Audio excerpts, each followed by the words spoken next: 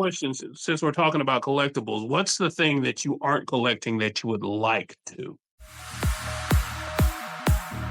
Fears of Wargaming podcast.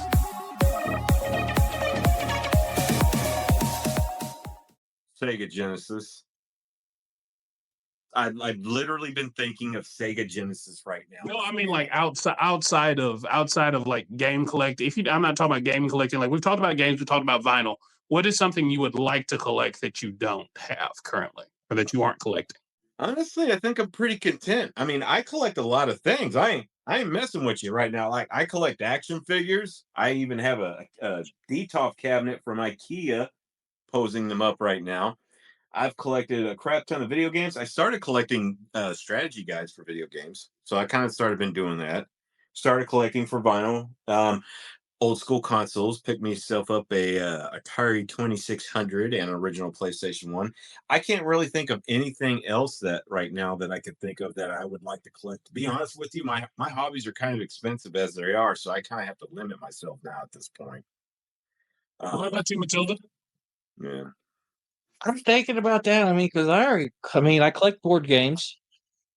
I mean, anybody who plays tabletop gaming is more of a collector than a player. Vinyls, I very collect. I mean, trying to think of something that I would like to get into and not that I don't. I mean, maybe back into probably collecting like magic cards or something, just buying a few packs here and there for shits and giggles. Because I know my kids will buy packs of Pokemon cards every once in a while. So I thought about just doing it with magic cards.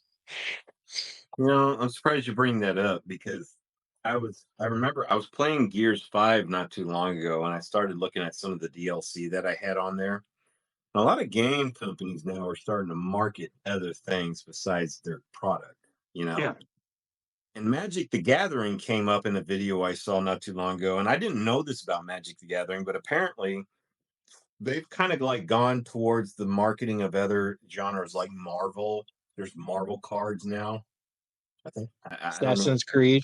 Yeah, there's like all these other cards now that are involved in everything, which I don't know if that upsets Magic the Gathering card players because that's kind of like their kind of a world that they created.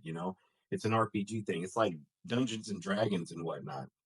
But now I'm seeing a lot of companies kind of like combine each other and everything. When Gears 5 came out, they really screwed up by banking on that Dark Fate movie with Terminator. That didn't really work out too well.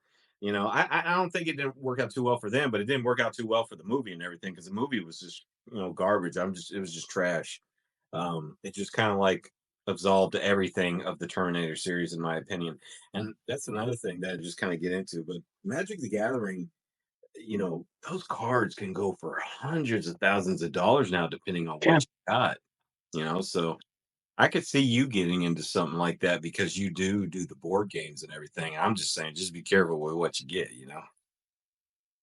Oh yeah, I mean the stuff they're producing now. I mean, there's as of right now there's nothing in like the packs you just go buy in the store are going to be worth thousands of dollars. Yeah. I mean, even if I went and tried to go get some of those older cards, I mean, I'm not going to go find one in a case for $10 and it's $10,000 now. I mean, people know what they got and they're not going to let those go easy. What about you, Bigness? What would you do? Current circumstances notwithstanding, I would kind of like to start getting into wine. Oh, okay. For those of you that don't know, I do love to cook, and I do love to make drinks. If you've ever seen what's behind me here, but I never really got into wine, and so I was thinking, it's like that's the one thing. I'm up there in age now. I could probably pass for somebody who would be a wine aficionado. Be interesting to see how what I could get into, what I like, what I don't like, those kind of things.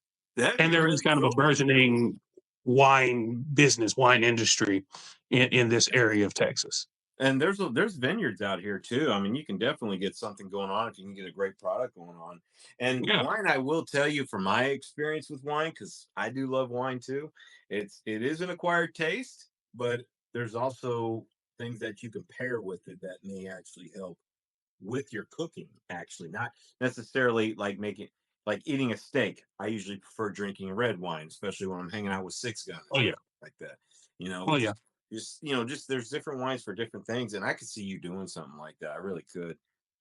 Matter of fact, you were Yeah. drinking wine the other day when I saw you and everything. I was drinking wine. I've got I've got a cab that I picked up recently, and we had some. I think we had some steak that night or something beef.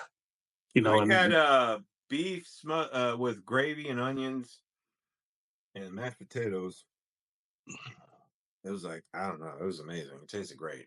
yeah, But yeah, I mean, that, like, if I were to pick wine that night, I probably would have picked a red wine that night. So yeah, that's a good hobby to get into, man.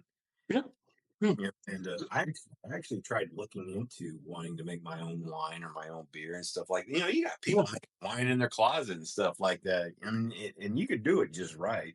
And once again, if you drink, may you drink with me. Drink with me. Oh Oh, that's yeah. good stuff. Yeah. Fears of War Gaming Podcast.